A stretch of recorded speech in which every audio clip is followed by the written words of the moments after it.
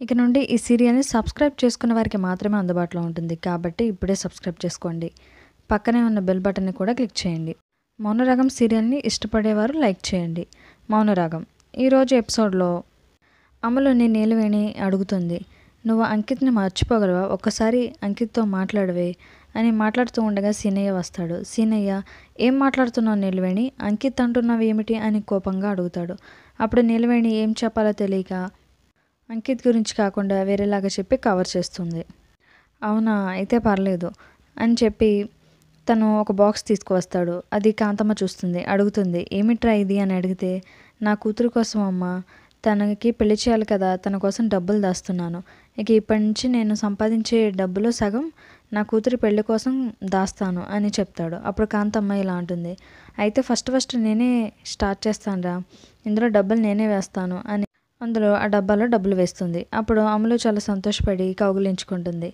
అప్పుడు సీనయ్య ఇలా అంటాడు, అమలు నీకు డబ్బులు బాగానే ముట్టాయమ్మా, మనకి ఫస్ట్లోనే ఎక్కువ డబ్బులు వచ్చేసాయి అని అంటాడు.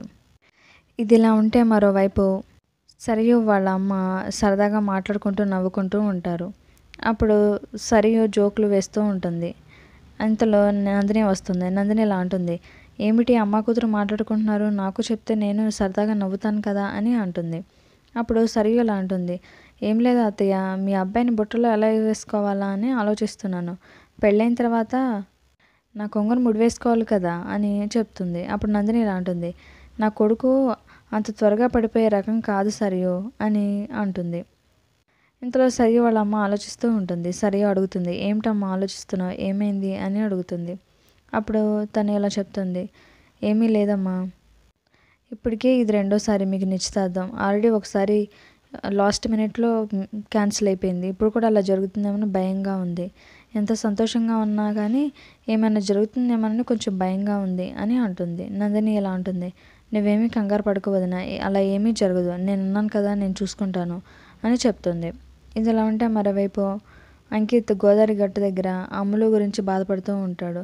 అసలు నువ్వు నా జీవితంలోకి ఎందుకు వచ్చావు, నేను నిన్ను మర్చిపోలేకపోతున్నాను అని అమ్ములు జ్ఞాపకాలన్నిటినీ గుర్తు తెచ్చుకుంటాడు. అక్కడ ఇసుక మీద అంకిత్ అమ్ములు రాసి తర్వాత తన కోపంతో అదంతా చెరిపేస్తాడు. ఆ తర్వాత మరోవైపు భరత్ అమ్ములు దగ్గరికి వస్తాడు. అమ్ములుని అలానే చూస్తూ ఉంటాడు. అమ్ములు ఏమైంది అని సైగ చేస్తూ ఉంటుంది. అప్పుడు భరత్, ఓ ఏమీ కాలేదు అమ్ములు, నీకోసం ఈ పూలు తెచ్చాను, నాకు పూజారి గారు ఇచ్చారు. ఈ పూలు ఇష్టమైన వాళ్ళకి ఇస్తే వాళ్ళు చాలా ప్రశాంతంగా సంతోషంగా ఉంటారంట. నాకెందుకో నువ్వే గుర్తొచ్చావు, అందుకే నీకు ఇవ్వాలని అనిపించింది, అందుకే ఇస్తున్నాను అని అంటాడు. ఇదంతా సీనయ్య చూసి చాలా సంతోషపడుతూ ఉంటాడు. అమలు పూలు తీసుకోవాలా వద్దా అని ఆలోచిస్తూ ఉంటుంది.